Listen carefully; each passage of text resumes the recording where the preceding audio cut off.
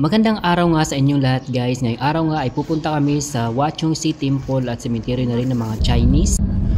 At habang nasa biyahe nga kami guys ay nakita namin tong SM na may building sa gitna. Ito pala yung sinasabi nila na hindi daw nabili ng SM yung building at hindi pumayag yung may-ari.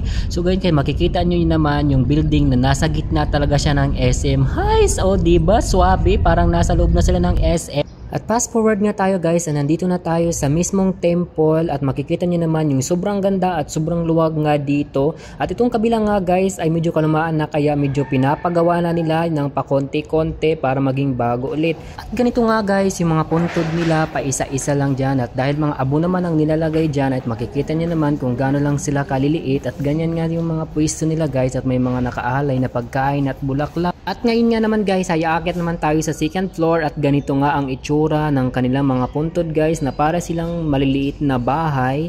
At ngayon naman guys ay ipapakita ko sa inyo kung anong ginagawa namin pag dumarating kami dito dahil na nag-aalay nga kami at nagsisindi kami ng kandila at naglalagay kami ng mga pagkain para sa kanila.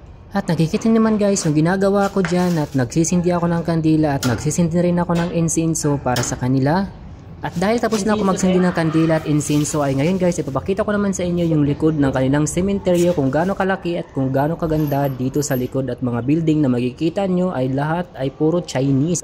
At dahil tapos na kami sa kabila guys ay lumipat naman kami dito sa kabila kung saan sobrang taas na ng mga puntod kaya hindi mo na kailangan umakyat at dito ka na lang sa baba mag-aalay at hindi mo na. At pagtapos nga pala guys mag-alay ay kailangan mo na magsindi ng insenso.